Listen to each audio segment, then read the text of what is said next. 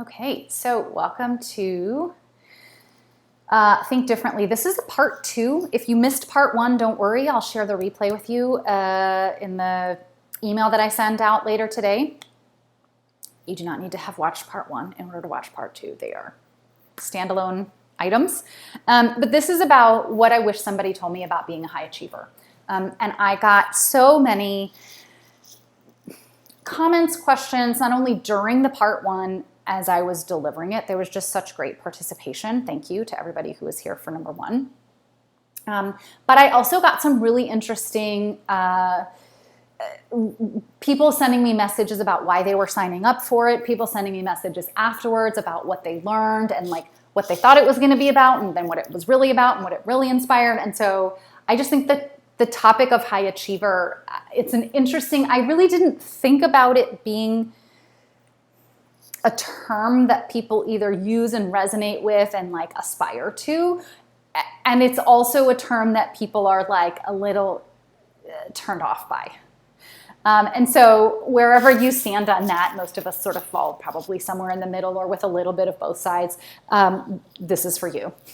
I just want to say that.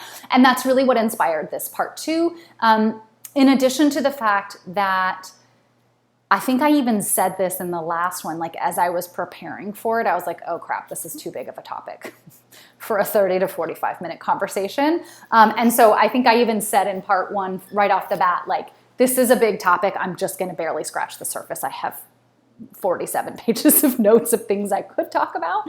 And so I just had to choose a priority last time. But all that is to say, I think there's so much to talk about around being a high achiever, what it means, how you define success for yourself, all of those things.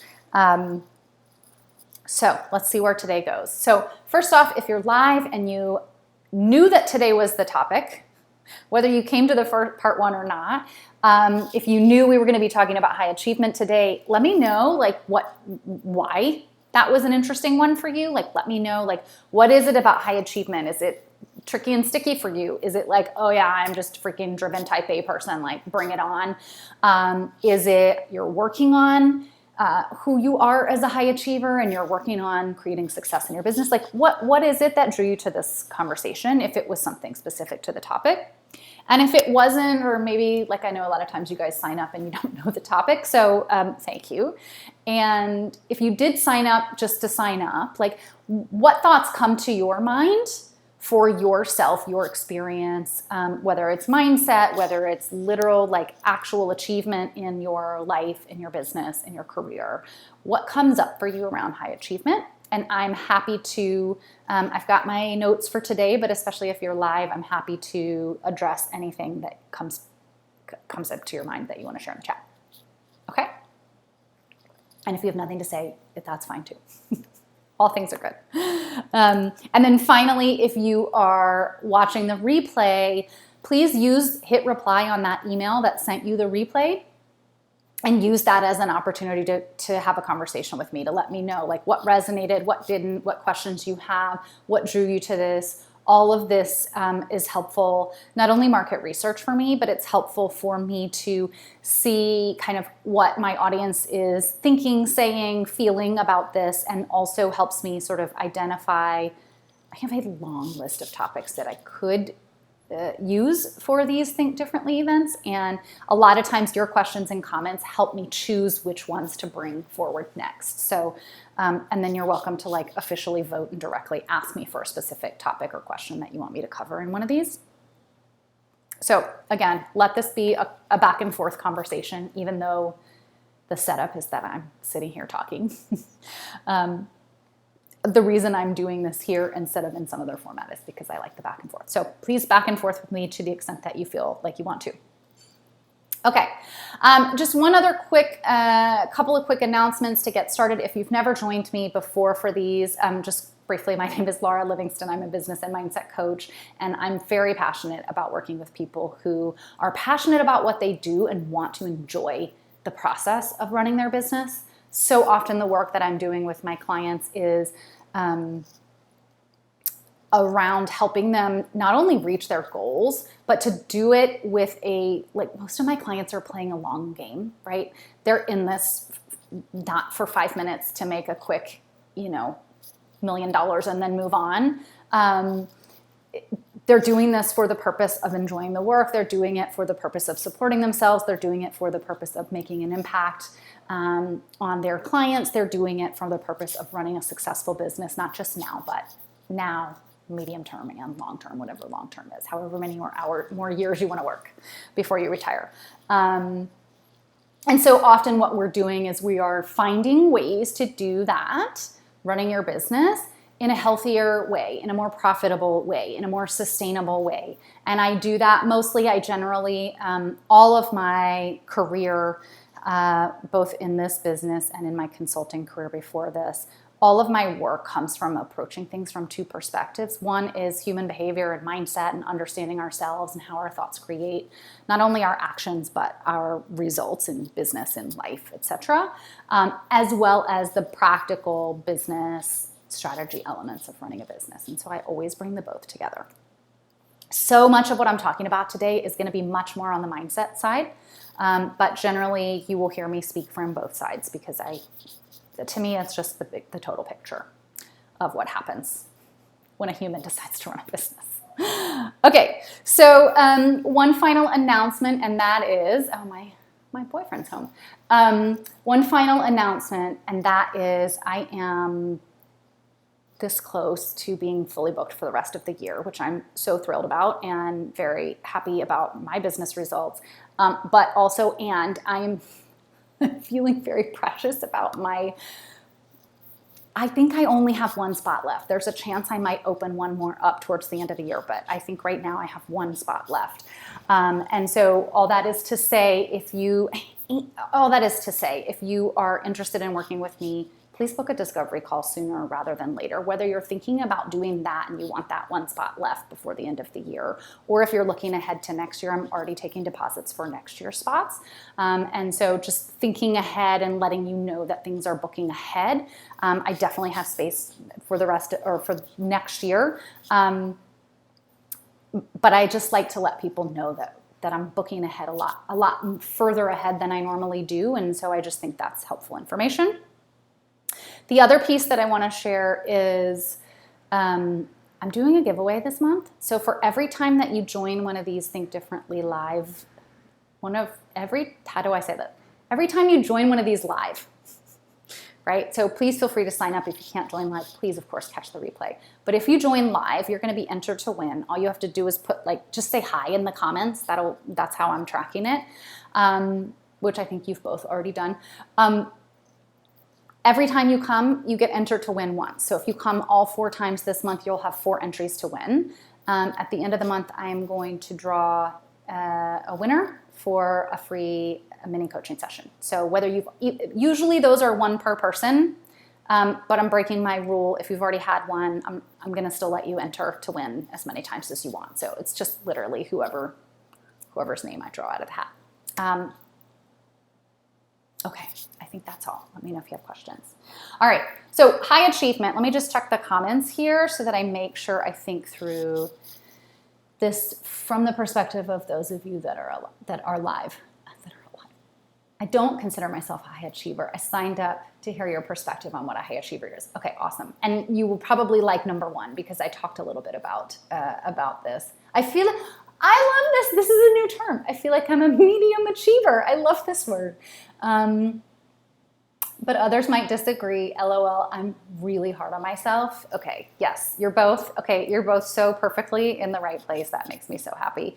I won't spoil part 1 for you. Please go back and watch that. But what I shared a lot about my own story in part 1. I have to fix this. Sorry, my view just went funky. There we go.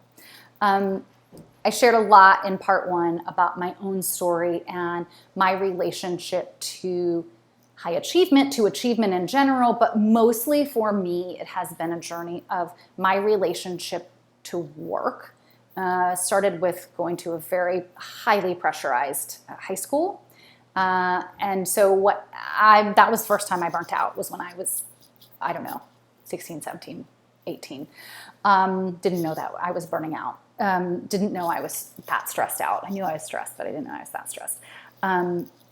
really, really, really, in hindsight, like amazing education that I'm so grateful for and I still use today, really and truly, like would never take it back. But wish that someone had helped us all with our stress and pressure. It was just not very healthy in that sense.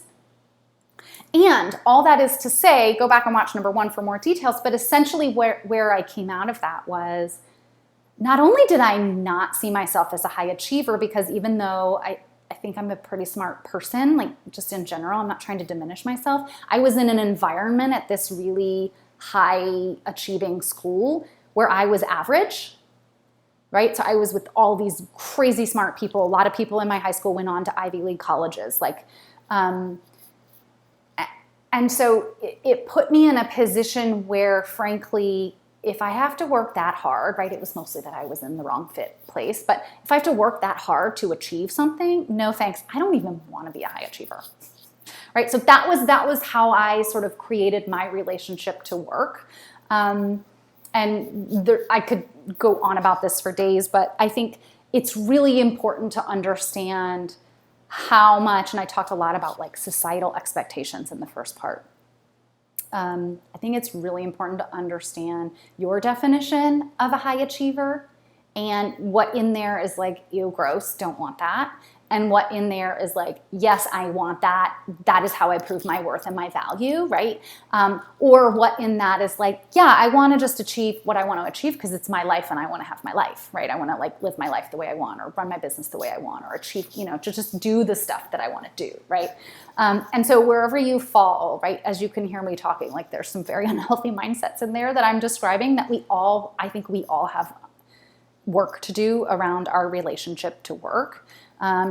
And to high achievement, right? And the other thing I talked about in part 1 is the difference between high achievement and overachievement, right? So I'm not sitting here advocating that you become an overachiever and that you become a perfectionist and that you be harder on yourself, right? That you achieve too much because that's the only way you can prove your value. Like, I'm a mindset coach, please don't hear that.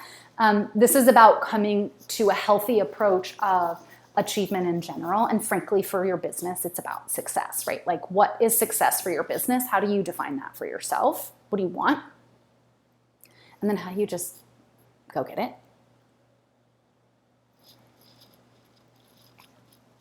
Okay. So the first piece that I want to say about this, which we've already started talking about, and those of you who are alive have already alluded to or directly stated about, which is I find that so often high achievers do not even identify themselves as high achievers. Period. And I think that's the case for a couple of reasons. One of your homework assignments from part 1 was I asked you to go out and sit and think quietly. And I think part 1 will really sort of help your brain think this through. But I requested that you take a homework assignment, if you choose to accept it, and sit quietly and define what success is for you. And even better said, what is success for you in your business right now? Because where you are, whatever phase you're in business and whatever's going on in your personal life that your business needs to be built around, like all of those things inform what success is for you for right now. So whether you're like sprinting and putting a lot of time and energy into your business right now, or whether you're needing to pull back because you have personal stuff that needs to be built around, or some version in the middle, right? Your definition of success needs to be matching your context. And so because I asked you to go back and the reason I asked you to go create your own version of success or define that for yourself is because so often our answer to that question of like, are you a high achiever, is like all over the map. Because we define that based on societal expectations. And then, of course, we all have our own definition of what we think society thinks is high achievement, right?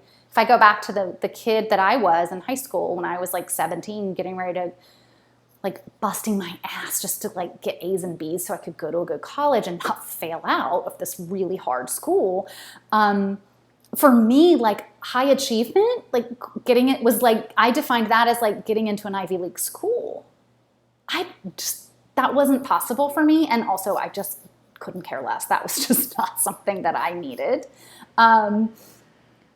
but truthfully, like more healthily, like high achievement could have been defined for me had I defined it for myself. And maybe I did. I just wasn't intentional about it because I was 16, 17. I could have said, you know what, high achievement for me, success for me, what I really want out of my life right now is I just want to get into a college that I want to go to. I want to get into a good college, or I just want to get into a college that I want to go to. That was success for me. I did get into a college that I wanted to go to, right? But I could have defined that high achievement based on Ivy League schools or some, incredibly hard private school up in the Northeast where a lot of my colleagues, classmates went to school, because that was what we were told was a good thing to do. So, number one, many high achievers do not identify as a high achiever. So if you don't identify as a high achiever, that might mean you're a high achiever. So I just want to mess with your brain a little bit on that one. And I think there's a lot of reasons why. One is we define it based on societal expectations, whatever that means. It's still subjective, right? The other way I used to define it is well, I'm not famous and I didn't cure cancer, so I'm not a high achiever, right? Okay, could we expand the definition a little bit for normal person success? And then there's this other thing that I'm a human behavior nerd. It is my first love from a career perspective. I will always, forever be a psychology student. I'm always and forever reading some sort of book on the topic. And I've been listening a lot to Adam Grant, Brené Brown, and Simon Sinek. Have all, I missed it because I follow all three of them. Adam Grant in particular, I have a very similar academic background to Adam Grant. But somehow I missed it. They have been appearing on each other's podcasts as a threesome, or together, I should say, and talking about all kinds of things on each other's podcasts. And they've been doing it for years. And so I've been jumping around their podcasts, looking for the conversations that the three of them are having together. Highly recommend if you're a human behavior nerd. Anyway, so I was listening to one of theirs recently, and I forget the term, but there is a term to describe, let's just call ourselves experts, right? So let's say, I feel like I'm an expert in human behavior, right? You're an expert in whatever it is that you do. When you're an expert in something, you know a lot about the topic. And most topics, right? I think we could argue that most topics or most subjects in school or most specialties that you have in your work can go so deep. So many areas of expertise are so much deeper and farther reaching than people who don't have an expertise in that are aware of. Does that make sense? For example, somebody who doesn't know much about psychology might have no understanding how in the world I've been applying psychology to my former career was all in consulting, that I would consult to big companies and I would use my human behavior knowledge. That was a big reason why they hired me. But if you just think well, why don't you I don't understand, why are you consulting to businesses about psychology? We don't need a shrink, we need a business consultant, right? To not understand the people element of the business that we were consulting around, right? Because it's so deep and so far reaching. I hope this is making sense. Same with something simple like basketball, right? If you don't follow basketball and you don't know the intricacies of it, you might think it's so boring. They just run around and they jump and they bounce and they shoot the ball, whatever. No, sometimes they do entire practices where they're just doing defense, right? And they're not shooting. And there's a whole strategy on how you defend your basket, right? And so these concepts that we would never know about, that there's depth to it and there's specialization within it, right? If you're a basketball player, you might be better at defense than offense, right? So just because you don't have the best shooting average might not mean, it might have nothing to do with the fact that you're always a starter because you're always the one that can steal the ball and get it down to the other end, right? And because if we don't know anything about basketball, we wouldn't know anything about the details. All of that is to say, coming back to what Adam Grant, Simon Sinek, and Brené Brown were talking about, is there's this concept, I forgot the term, that essentially once you're an expert in a field, or once you know a certain amount of information about a certain field, you start to see how big it is, you start to understand how far-reaching it is, and you start to understand like how it really is, and you're more likely to identify yourself as like a medium, what did you say? A medium achiever, right? You're more likely to identify yourself more as like a advanced beginner, or I'm intermediate, like you're more, even the more you go into depth in your field, right? If you've ever watched like actors do this, they'll interview each other and they'll be like, wow, like I don't know anything about this. I'm not good at this, blah, blah, blah. Meanwhile, like they won an Oscar 2 years ago, right? Obviously they know acting and they know their craft and they're magnificently talented at it and good at it and they've worked it and honed it. But because they know good acting, like they downgrade their own perspective of their own definition of talent and skills and performance. I hope this is making sense. Let me know. So I think that's a really interesting point, right? For us to know that we're more likely, if we are an expert, we're more likely to not see ourselves as such. Similarly, and I find this really interesting, if you're a beginner at something, once you start to get the hang of something new, you're more likely to like overinflate your skill set around it and be like, oh my God, I know everything about this, right? So I live on an island where it's highly known for scuba diving. That's one of the reasons I came here, because that's one of my favorite hobbies and I wanted to be able to do it in my backyard. And what I have found, I'm just gonna say this is not nice, but this is just what happens. What I have found over the years is the people who have become expert divers, who have thousands and hundreds of dives under their belts, when they are meeting, you can almost pick out the person who's like not a new diver, but like this much more than a new diver. Like they've just kind of gotten into it and they're starting to really like love the crap out of it. Like that's one thing that divers have in common, is everybody just geeks out about fish and diving and what it's like under the water. But oftentimes you can start to pick out the people who just start to have a little bit of an ego about it, because they're so excited that they finally got this thing and they're very excited about it. But you can, because we've been doing this for a long time, you can start to see it in someone who's really just gotten started from our perspective, because we're like all fancy and we think we know everything, right? And there's a whole other thing there, right? But you can start to see it. And so I just think it's just very true. And so I love the science behind it, because we don't need to judge ourselves for not seeing ourselves as high achievers, and we don't need to judge newbie divers for thinking they know everything. Like it just really doesn't matter.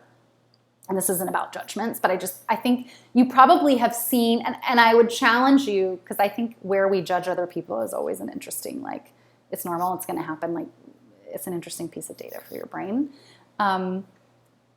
You probably have had a moment of judgment, or like, if you like, let's say you consume somebody else's content who does the same thing that you do, and you're like, No, I disagree with what you're saying. I don't understand why you think this is good advice to put on the internet, right? And it's probably just because they're newer at it than you are.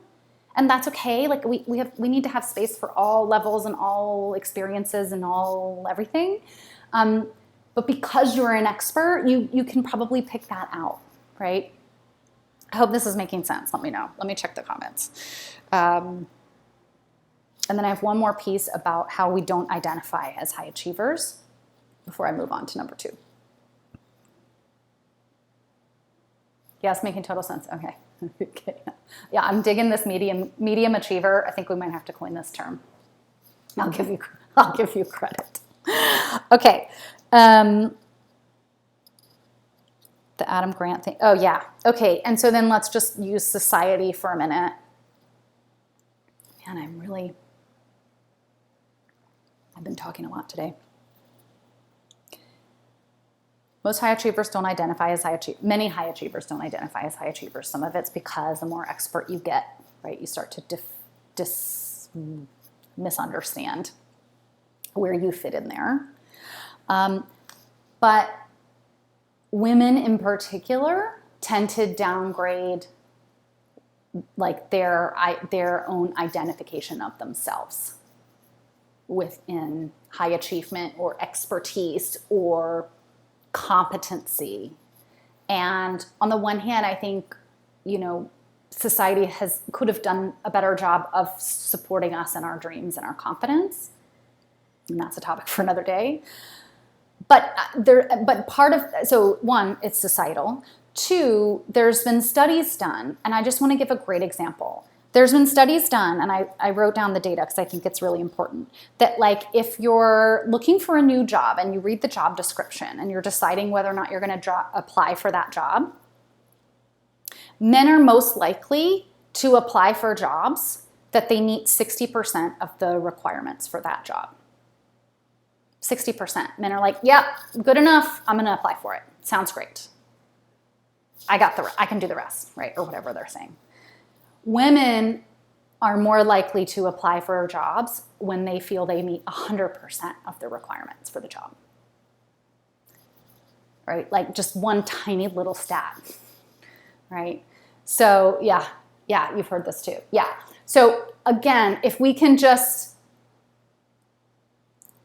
this is where I actually think generalizations can be helpful. If we can just assume that we're a little below, we put ourselves below reality, then we can sort of assume that we are better than we are likely putting ourselves at. Does that make sense? So if you think you're a medium achiever, you might be a high achiever. Or you might be medium well. You might be like a medium high achiever, intermediate achiever. We need some, right? Like, okay, 1 to 10, right? If let's say like 10 is a like super high achiever, everybody knows they're successful, right? Like maybe you think you're a 5, but if you think you're a 5, you're probably more like a 7 or an 8. I don't know. And again, the judgment here, the please hear me, like the goal is not to be a 10. The goal is not to be anything. The goal, back to what we said in part 1, the goal is to define success for yourself, because that's all that matters anyway. Okay. So what I want to charge you with. Oh, good. We've got one more person joining us. Hold on. So with all that said, I think what I'd like to suggest, should you choose to accept it, is that if you want to achieve something, this is like so silly and so simple, but like you might have to be intentional about that. And one way to do that is to work on your mindset. If you want help with that, please send me a private message and I will walk you through some examples of things that you can do. Or watch last week's Think Differently was all about mindset. Doing your own mindset work. But I think that, hi, welcome. I think that if we're going to redefine success for ourselves, if we're going to define what high achievement is, if we're going to just define what it is that F we want and to go get it, part of that challenge, part of that charge, part of filling in the gap between where you are and where you want to be is changing your mindset around who you are and stepping into an identity of being a successful person. Because what I find, I've worked with several clients who, before we started working together, they would have pop moments in their business, right? Where they blew that out of the water, had a killer month, killer quarter, and then could not sell anything after that for 6 or 8 months, right? And so one of the things, there's always 87 reasons for that, and so I don't want to pretend like it's all mindset. But oftentimes what I find when those things happen and we can't sustain it, it's because we don't have a mindset or an identity that we are high achievers, that we are, better said, and by the way, we don't need to use the term high achievement if you don't like it, but that we are successful. And so oftentimes what I'm doing with those clients, while we figure out the strategy and the practical elements of the business that might be able to be tweaked to, bring in a more consistent amount of results and income and all the things, we're also diving into the mindset of what are we making this mean about ourselves? How are you looking at yourself? And if my client is not looking at, if you are not looking at yourself as a successful person, can we see how that's always and ever going to affect our business results? Right? If you're not a successful person, or you're telling yourself you're not a successful person, it's actually not that hard to make some money, but it's really hard to sustain that and to make it repetitive, right? Repeatable and sustainable. Which brings me to the second piece. And again, in part one, I was talking so much about our relationship to work and how I burned out and all these things. And I think, and it's funny, I was actually, I had a conversation with a woman this morning, and we ended up on this topic, and I reminded myself that I needed to put this into today's conversation, which is sometimes we want the thing, the money, the business result, more clients, the achievement, the reward thing, but we also kind of don't, right? So I felt this very much when I was burnt out. I really, really wanted to work with clients, and I wanted to grow my business, and I wanted to do all these things, but I was also just exhausted and burnt out and didn't really have the energy to do the work, right? And so there's moments when you both want the thing, and you also kind of more than you want the thing, you don't want it. Or you want the result, you just don't want to have to freaking do anything to get there, right? And I just want to normalize that. I think it's so normal. I think it is generally a product of, it's definitely a product of burnout, but I don't think that burnout is the answer or the situation in all cases. A lot of times it can just be that you have added on too many things too quickly, that it's not sustainable to keep adding until you normalize what you've added, like just with your workload, for example. It could be that you've got a lot of change going on in your personal life, and so business just kind of needs to be a little rote, a little repetitive, a little bit like normal, right? Which it could be so many things. I talked last week about how I feel like there's a common theme this year of a lot of people who've lost confidence in the last year or two with just the changes in the industry. And I'm seeing a lot of turnarounds. I just had my best month ever. I don't want to create a self-fulfilling prophecy. People are making money. People are doing well.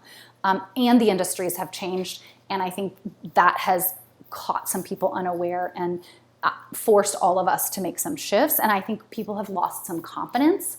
And so sometimes when we lose confidence, that makes it harder to generate results because we also a little bit don't wanna, right? Because we're disillusioned, or we're like, oh crap. Now not only do I have to put myself out there, because I already did that to start this business, and then I put myself out there more to grow this business, and now I have to freaking put myself out there to make a comeback. Holy crap, I'm exhausted, right? And so I just think that is a normal experience, and I want to normalize that. I want to really I'm trying to just be real talk here. But those moments when we both want the thing and we also at some level don't, we just have to pay attention to that. I don't think it's wrong. It's just understanding that so that we can work with, well, what is it that we don't want? So that we're not creating self-sabotage and we're not creating conflict between the business results that we're going after and the mindset stuff that is wanting us to hold back, because those two things will fight. And it doesn't mean you can't generate results, but it means that generating results will be harder, or it will be harder to replicate, or it might not feel good, right? You might generate results but you don't enjoy the process, right? Okay, I just made a note about that one, and then I'm going to wrap up. We did 1, 2, and I've got a number 3. Yeah, and then the other place that I see this playing out a lot of times is like when we reach a pop month or a pop quarter, or even just like we hit a new level in business financially and otherwise. I think a lot of times what happens is this like, oh crap, I started my business so that I would have control over my schedule. I started my business so that I would have that, that magical time freedom and money freedom that I was promised by all the online gurus that told me I would, I could just go sit on the beach and do nothing and eat bonbons and like click some buttons and I would just make some money, right? I'm being a little dramatic, but right, there's that story that's still out there. And so when we do generate results and then we have to deliver on them, right? Like just sign a bunch of clients and then, okay, now you have to serve them, right? Like there's a whole lot of stuff to do. And like, again, that's not wrong. But if we have a mindset around work that is a little bit jacked, can you see how that's going to make it hard to sustain that level of success? And so where I see my clients, I just made a couple of notes of themes that I've seen, where I see my clients and where we're really focused on mindset as soon as they reach that next level with like practical, tangible results, is we then dive straight into the mindset around that of how are they feeling around that? Where are they feeling that conflict? Because everybody is going to have it. And working that and helping them through that so that they can sustain it. A lot of times it's fear of loss of control, fear of not being able to control your schedule. It's going to be control in general, right? A lot of my clients that have team members, that lack of feeling like they're out of control because they've delegated stuff to their team with their baby business, right? That piece can be like lack of control, but it can also be lack of control around like your schedule, because now your schedule's full and you've got a big book of clients and now you need to deliver on said big book of clients, right? Lack of freedom, which can also be around your schedule. It can also be around commitments that you made to clients, right? It can be around commitments of products or services that you sold, that once you get in there, you're like, oh crap, I wish I had done this differently. Burnout for sure. And then I also find that a lot of times the question that my clients will come asking, and usually more often than not, this is like a fear that it's going to happen, and I don't actually see it happening as much. But I think a lot of us have fears, especially because I think a lot of entrepreneurs are career changers. We have a lot of fears that like the sacrifice isn't going to be worth it, or that it's going to feel like a sacrifice. And that like, yeah, I made this money and I have these clients and my business has just hit a new level, but like at what cost? Because I think, again, societally, we have a reckoning to do with our relationship to work and what it means and whether we're in charge of that and what hard work really means, right? Because I can work really hard at coaching a client and I could do it all day, every day, or I could work really hard and hustle at something that I'm not good at or that I don't enjoy, and it is always going to suck. Same number of hours, same number of, maybe not the same level of energy, but for sake of argument, let's pretend, right? But I'm going to feel drastically different between those two things. But technically, they're both hard work, right? Okay, so number one is not identifying as a high achiever and whether that's really true or not. Number two, that conflict between you want it, but you also kind of don't. The final piece I want to say about the kind of don't is a lot of times we have perspectives on what might happen if we really make good money, or if we really make it, or if we really achieve something big. What is that going to do to our relationships? How are we still going to be relatable? Are family members going to want to take advantage of us because now we have money? There's all kinds of stuff around fear of success because it becomes this otherness, right? Now we feel that we will lose that connection, which is what gives us a feeling like the primate, like caveman brain wants to keep us safe. And if we are ostracized by our communities, right? Think about a caveman. If you were ostracized by your community, like you'd probably get eaten by a lion because there's nobody to tell you the lion's coming. When are you going to sleep? Who's going to feed you, right? Like they worked as communities to keep each other safe and alive. And so that ostracization, that fear of that is more than enough to jack you up. And again, I do not want to create a story here. My intention here is to normalize this. Your brain is going to brain. We just want to do mindset work around that. And if you have found yourself in a period of time at any point in your business where it's like up and then down, on the one hand, that might be normal depending on your business model. On the other hand, if that is not serving your nervous system, if it is not serving your bank account, if it is stressing you out, if it's not sustainable for you, A, let's have a conversation because I would love to help you. But B, hopefully today will give you some places where you might see where your mindset is holding you back. And just that's where you know that your work is, right? Okay, I hope that's helpful. And then number 3, and I have a whole nother topic. This is something that I could go on and on and on about. But number 3 is where I see so often the conversations about success in general is missing, is we're always, all the conversations I see, a lot of the conversations that I see about success is about achieving it. Trying to get there, right? The road to success. What the F happens when you've achieved it?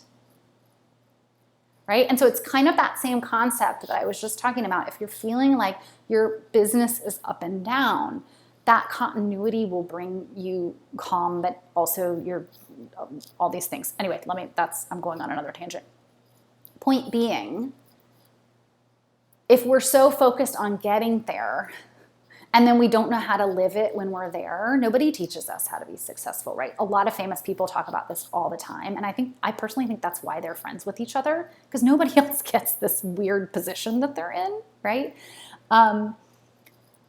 Holding success, right? Just in the same way that you hear people talk about like money mindset stuff. It's about like, oh, I have a money block, or like I'm working on receiving.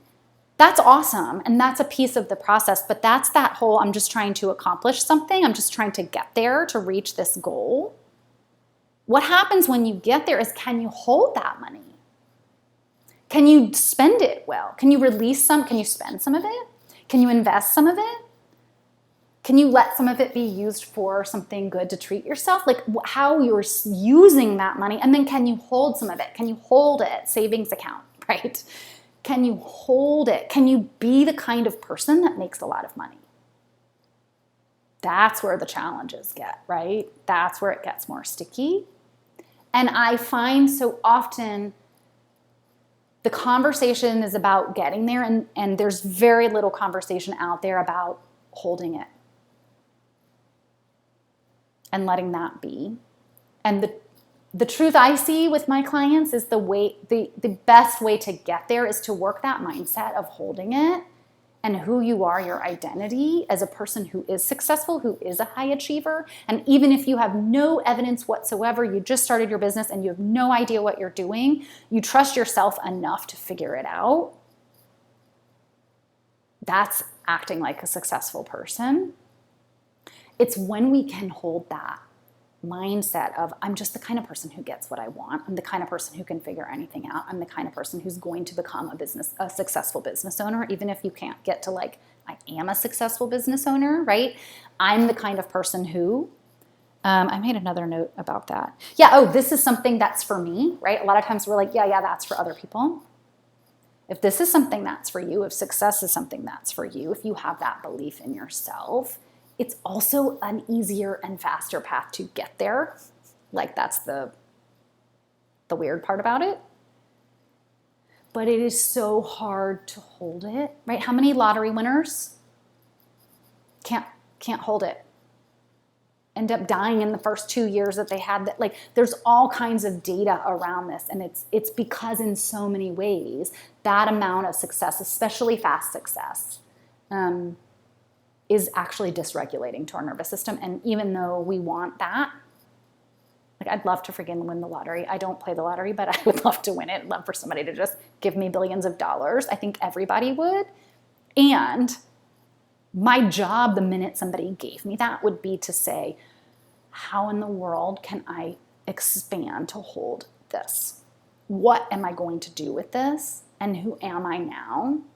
because who I am doesn't have anything to do with me making money, right? Let's just be really clear.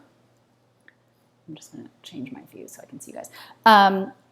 But that image, that perception of ourselves as someone who can achieve anything they want, who gets what they want, right? It could be that simple for you. Maybe the word success is triggering. Maybe the word high achiever is triggering for you, whatever it is. But as the person who just gets what they want, that's the identity work. That's the mindset work around that. And I find so often that us high achievers, I'm just going to assume that everybody in this room and everybody listening to this is already a high achiever. And also it doesn't matter. Again, that's what I said in part 1 is like, it really doesn't matter. Just define it for yourself. Define what you want. But I would argue that this is one of the biggest charges, one of the biggest challenges for us as business owners is the mindset around success and how we perceive ourselves in relation to that success, whether it's what we defined for ourselves or what we think other people would define, or what it means about ourselves that we can or cannot create what we want, or that we can or can have or have not gotten to accomplish the next thing that we have on our list. And what we make that mean about ourselves is generally what makes running a business easier or harder. Okay, hold on. I'm going to check the comments and then we are going to wrap up for the day. I hope this was helpful, and I will tell you what we're talking about next week also. Let's see.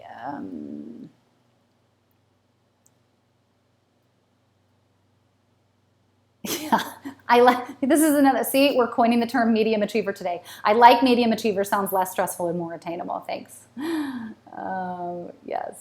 Yes, just had this conversation with my business bestie about family. Yes, right? That is a real thing. That is a real thing. The number of times that I've heard that in the last few years is not small. And I also think then there's like this is a whole nother topic for another day, but then there's also this like feeling of responsibility of like, whether it's your parents who cared for you as a kid, and now you feel like you have to return the favor and take care of them financially, or whatever the thing, like it can also become sort of a, not just I want to give and help my family or my friends, but like a sort of a have to, we sort of created some sort of story around that. Okay. Let me just tell you guys, where is my, here we go. Let me tell you what's up next. I think next week is about independence, but I'm not sure. Let me just remind myself. Okay, so next week, next week we're talking about, this one's near and dear to my heart, how to stay true to your independent nature and get support too.